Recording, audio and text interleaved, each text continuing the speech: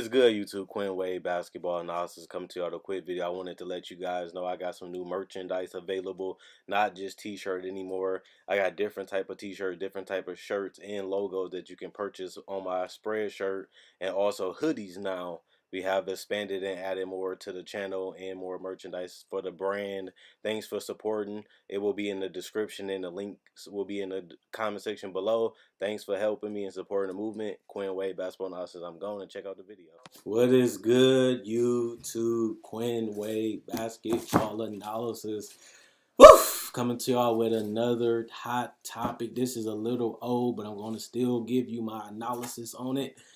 And that is Mike D'Antoni is working with Daryl Morey, the GM of the Houston Rockets, on a contract extension that can be multi-year. At first, they only agreed to finish this season and see what happens after that. Now they're on course to making a long-term commitment to the man that helped them become the #1 team in the NBA, not Western Conference, in the entire NBA. Helped James Harden have two of his best seasons of his career. Back-to-back MVP for the first time of his career. The first time he has averaged 30, came back another season, averaged 36, and put himself into that MVP conversation. And he's been busting ass all damn season. He's unguardable, unstoppable, and he makes his teammates look better than what they really are. And we done seen that as they have went to other teams and they haven't played as well. It's a lot easier to play with somebody that can set you up and get you easy shots. And James Harden does that. Only problem with all that, he's a coach of the year. He won 65 games multiple times, including his days in Phoenix. He was given multiple opportunities, which means people believe in him. People think he's a genius and people think he's great. And that's why he's in discussions right now for extension, because he helped the Suns become great. He went to the Lakers and the Knicks, had a little blemish on his resume, but he came back strong with this Houston team.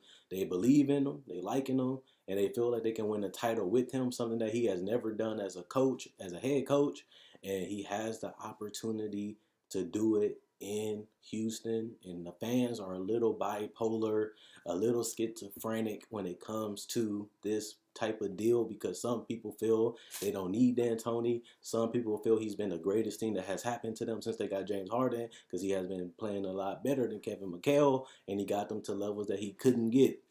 People forget, Kevin McHale had Dwight Howard and James Harden. I know Dwight Howard couldn't stay healthy, but he was healthy in the playoffs. They got beat by Portland. They got beat by Golden State. But this team almost beat Golden State. They was up 3-2 to be exact. And they gave them 6 games, the only team to beat them twice other than the Toronto Raptors, who have beat them 3 times so far. That shows you the greatness of Mike D'Antoni.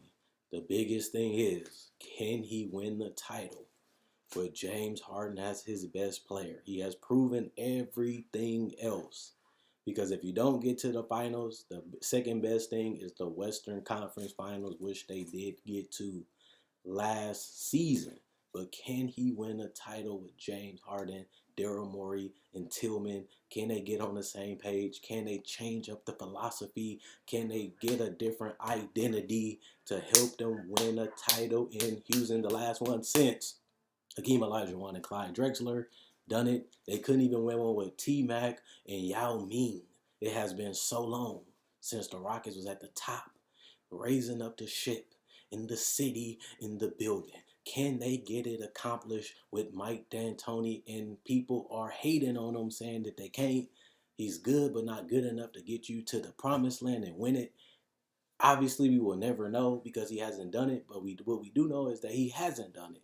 But he's still coaching. He's still alive, which means he still has a chance to get it done at the end of the day. But with this current roster, I still think they're behind. I feel like they can beat damn near anybody else. Can they beat Toronto in a 7-game series? Yes. Will I guarantee it? No, because Toronto is underrated. People giving not enough credit to the Raptors, because obviously people feel like if Kevin Durant was healthy, this would be an entirely different series and they may not win. That's true. But Houston, Kevin Durant wasn't healthy and they still lost 2 games. He played over half the other game and they lost game 6 too. But they also won 2 games when Kevin Durant was healthy. People forget that the Rockets beat a Kevin Durant Warriors team twice before they even lost game 5 and 6, which is factual. So they showed that they can beat that team. And they showed that they can lead that team because they was up 3-2. The goal is, can they beat them in a 7-game series, which they haven't been able to do.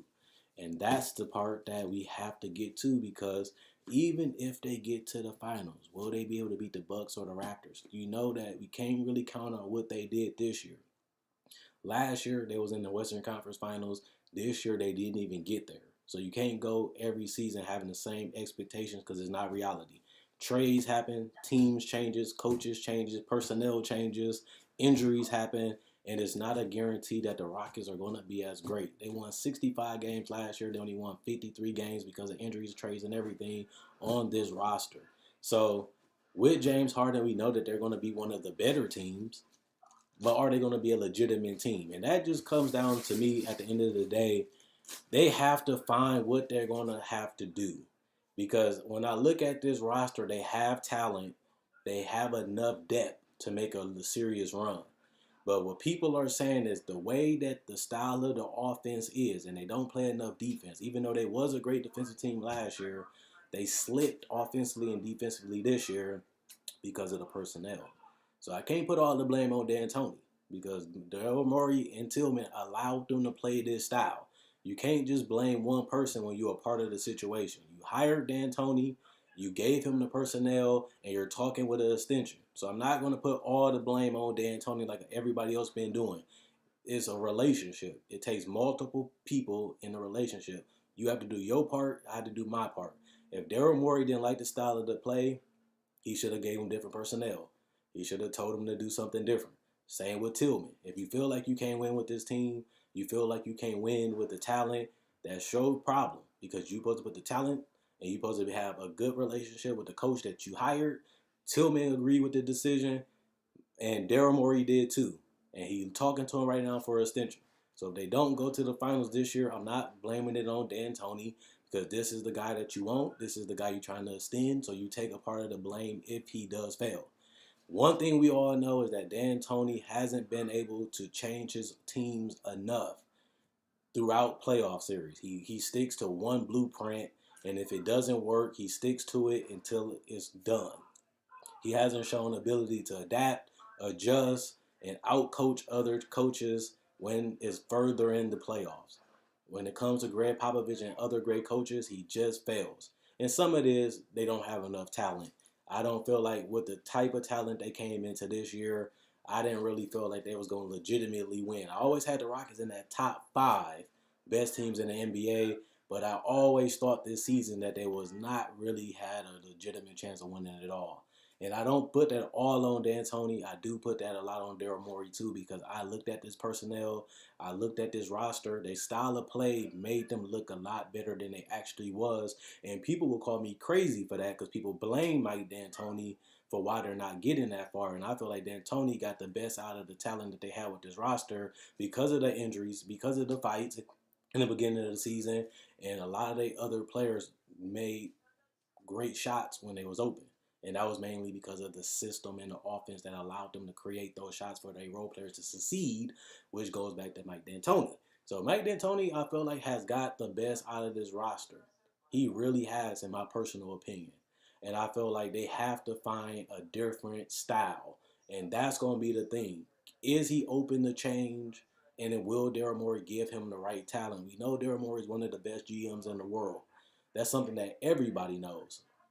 But can they all get on the same page, change the culture, change the team, and find a new style that can work even better than before? Reinvent the team, have some backup plans, and have some different type of lineups that you can try and throw out there. You can't just continue to use the same thing, because people adjust, people adapt, and people learn you.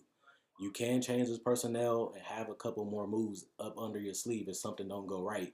And I feel like that's the stubbornness of D'Antoni. I like him, I respect him, and he's a hell of a coach. And you can see the results when it comes to the regular season and in the playoffs. But he has to find other ways to change his mind and change his way of coaching when his things are not going right, and if somebody's not playing up to their level. He sticks with the same guys. He trusts his guys. I give him credit on that.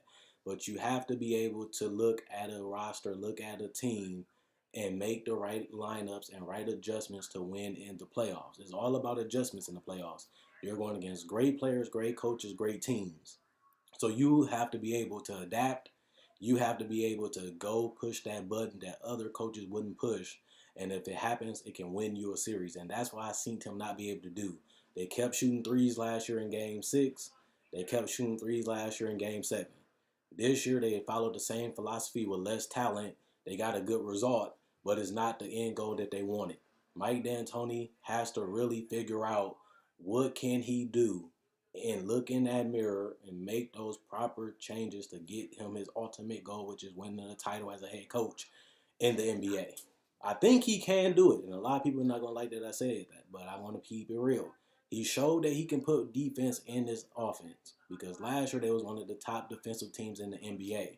They had better personnel, but he still was able to make them one of the top defensive teams in the NBA while still being the best offensive team. And they was up 3-2 against the Warriors. And it was actually leading the Warriors in Game 6 and Game 7 before the fourth quarter. So it can work.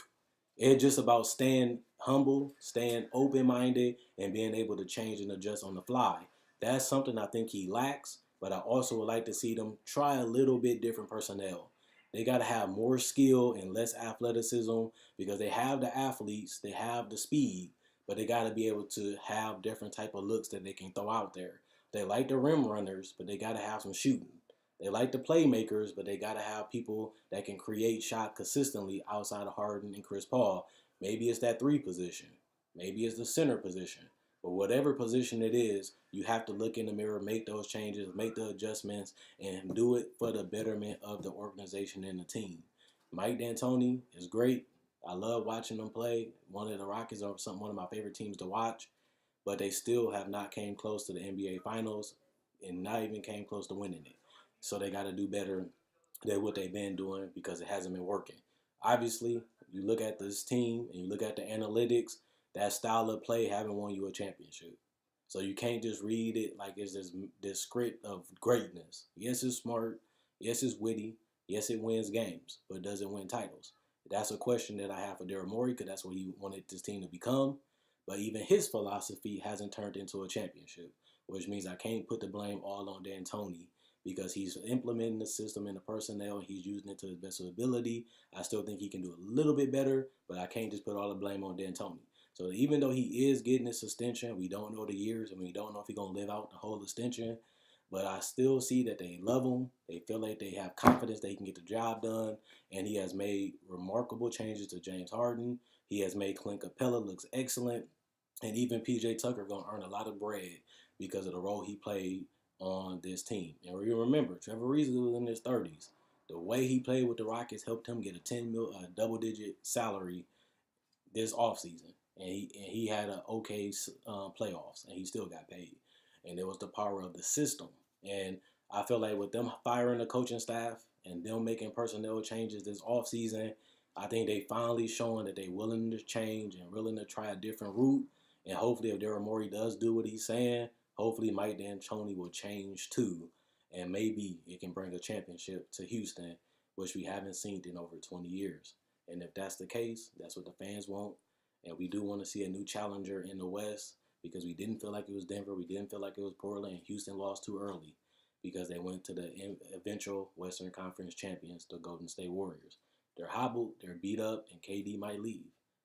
Clay might leave. Draymond might not stay, which means you have an opportunity to make the changes and adjustments to beat them this season. And if that's the case, you can find your way in the NBA Finals with a chance to win the title. But they still got to get all these things done. They got to get on the same page, and they got to get on the same mission. And once they do that going into this season, they got to make the right personnel changes, and they got to get a roster that they feel they can go out there and compete with anybody and win the title before the season is over. And that's something that Daryl Morey has done the last couple of seasons, and I don't doubt he'll do it again. The only problem is, will it result in a championship? And that's the question that we all have to ask. And that's the question that we all want to answer. And that's a question that we will see next June if they'd be in the finals. Let me know what you guys think. Is it D'Antoni fault? Is it obviously Daryl Morey fault? Is it Tillman fault? Or is it just stubbornness? Let me know in the comment section below.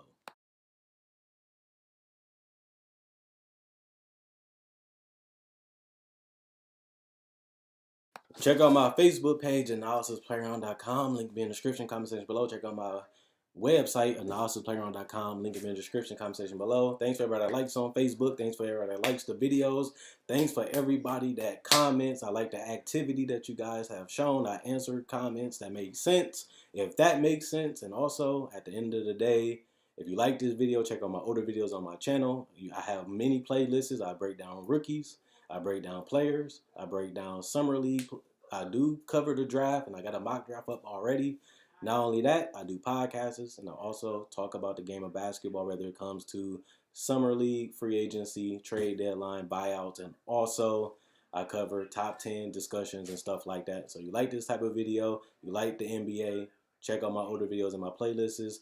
I enjoy making these videos. You guys enjoy watching.